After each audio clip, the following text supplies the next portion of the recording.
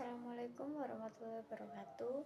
Perkenalkan, nama saya Diana Khalidah dari Offering G PJKR dengan NIM 2506116000257. Di sini saya akan menjawab pertanyaan soal dari mata kuliah pembelajaran gerak. Yang pertama, apa yang dimaksud dengan belajar? Belajar adalah cara seseorang mengalami perubahan dalam cara berperilaku, memahami sesuatu, menguasai keterampilan, atau memiliki sikap yang tertentu. Yang terjadi karena pengalaman yang dijalani, latihan yang dilakukan, serta berinteraksi dengan sekitarnya. Belajar bukan hanya menghafal, tetapi juga melibatkan proses memahami, berpikir, dan merasakan sesuatu, sehingga seseorang menjadi lebih paham dan bisa melakukan hal-hal yang baru. Contohnya, siswa yang dulunya tidak bisa membaca, setelah belajar akhirnya bisa membaca. Kemudian yang kedua, apa yang dimaksud dengan belajar gerak? Belajar gerak adalah cara untuk mempelajari dan menguasai cara melakukan gerakan tubuh dengan latihan dan pengalaman, sehingga gerakan tersebut jadi lebih tepat, lancar, dan efisien. Belajar gerak sering dilakukan dalam berbagai kegiatan seperti olahraga, pembelajaran jasmani, menari, atau aktivitas fisik lainnya. Kemudian yang ketiga, apa saja karakteristik belajar gerak menurut Schim? Belajar gerak memiliki beberapa ciri khas yang menunjukkan seseorang sudah benar-benar menguasai suatu keterampilan gerak, bukan hanya perubahan sementara saja. Karakteristik gerak menurut Smith, yang pertama yaitu peningkatan kemampuan performa, konsistensi, dan ketahanan atau menetap. Kemudian yang keempat, mengapa murid perlu untuk belajar gerak? Yang alasan yang pertama adalah meningkatkan kemampuan fisik. Belajar gerak membantu siswa menjadi lebih kuat, sehat, dan aktif.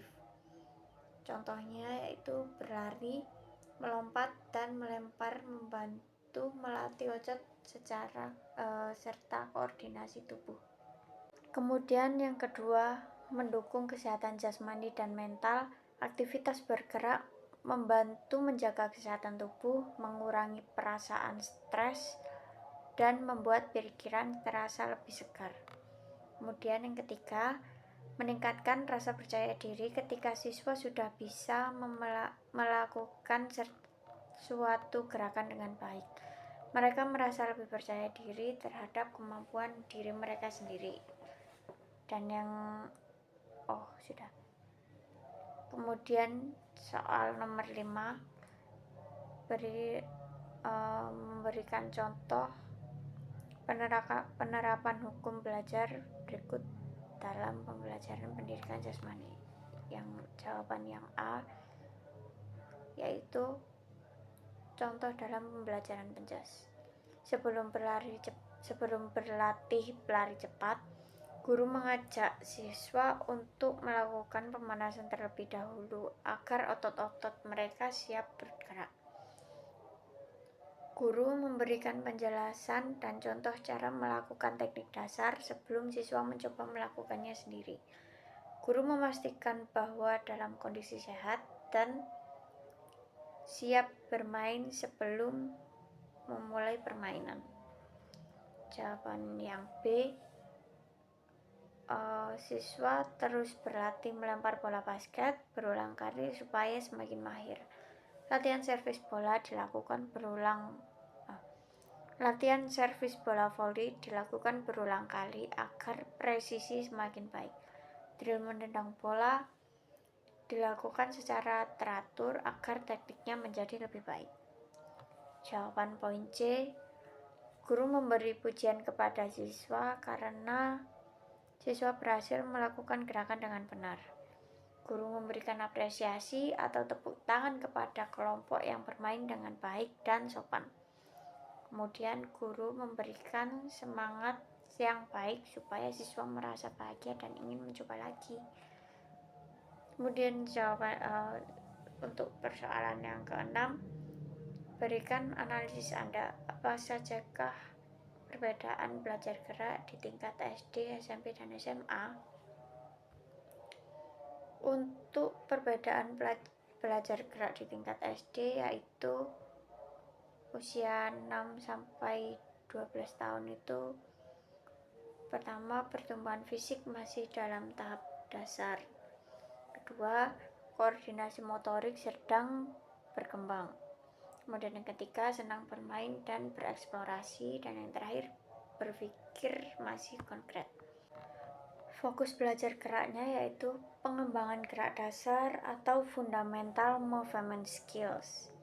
Kedua, lokomotor atau lari, lompat, meloncat, dan non-lokomotor. Contohnya membungkuk, memutar.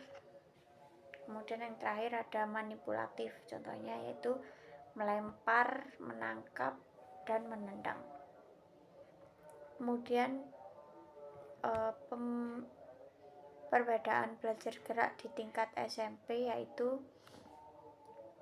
mengalami masa pubertas itu di usia 12-15 tahun. Pertumbuhan fisik lebih cepat, kemudian mulai mampu berpikir logis. Fokus belajar geraknya yaitu penyempurnaan gerak dasar menjadi keterampilan cabang olahraga. Yang kedua, mulai memahami teknik dan taktik sederhana. Ketiga yaitu pengenalan strategi permainan.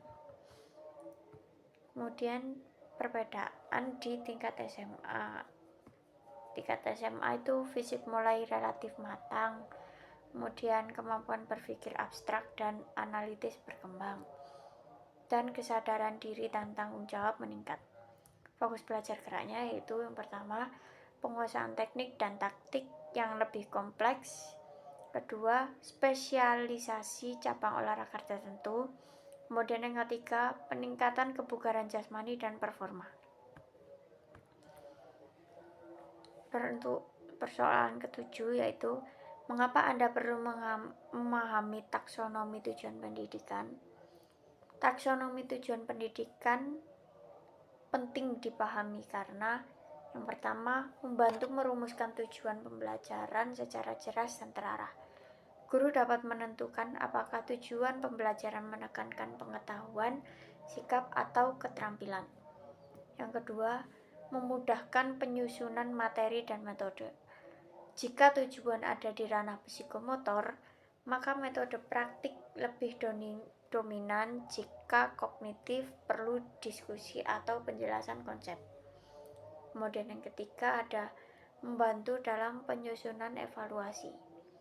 Penilaian dapat disesuaikan dengan tujuan, misalnya tes tertulis untuk kognitif, observasi untuk psikomotor, dan penilaian sikap untuk afektif. Kemudian yang keempat, menjamin pembelajaran yang seimbang. Pendidikan tidak hanya mengejar keterampilan, tetapi juga pengetahuan dan pembentukan karakter. Itu soal yang ke-8. Mengapa dalam proses belajar gerak, murid tidak hanya perlu psikomotor, tetapi juga kognitif dan afektif. Belajar gerak bukan hanya sekedar melakukan gerakan, tetapi melibatkan 3 ranah secara terpadu. Yang pertama itu ranah psikomotor, berkaitan dengan keterampilan fisik atau kemampuan melakukan gerakan. Yang kedua, ranah kognitif. Murid perlu memahami konsep gerakan, urutan teknik, prinsip biomekanika sederhana, aturan permainan. Tanpa pemahaman, gerakan bisa salah dan berisiko cedera. Dan yang terakhir ada ranah afektif. Ranah afektif itu mencakup disiplin, sportivitas, kerjasama, kepercayaan diri, dan motivasi. Untuk persoalan yang ke-9, sebagai calon guru, bagaimana cara memastikan murid memahami konsep sebelum praktik di lapangan? Sebagai calon guru, mungkin saya akan memastikan pemahaman konsep di dilakukan secara bertahap sebelum praktik melalui beberapa langkah, yaitu yang pertama, penjelasan teoritis yang jelas dan sederhana. Mungkin saya akan menjelaskan tujuan gerakan, manfaat, serta prinsip dasarnya, misalnya posisi tubuh, titik tumpu, keseimbangan, dan koordinasi. Yang kedua, demonstrasi visual.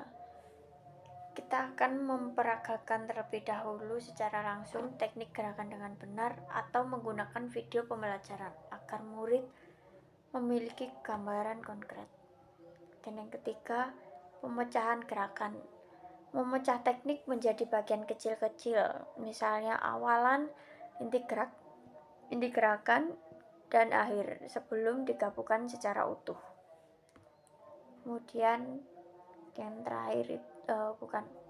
yang keempat, ada tanya jawab dan refleksi singkat, kayak misal mengajukan pertanyaan seperti mengapa lutut harus sedikit ditekuk, atau bagian mana yang paling penting dalam menjaga keseimbangan. Cara ini membantu mengecek pemahaman sebelum praktik. Kemudian yang kelima, simulasi tanpa beban atau gerak lambat.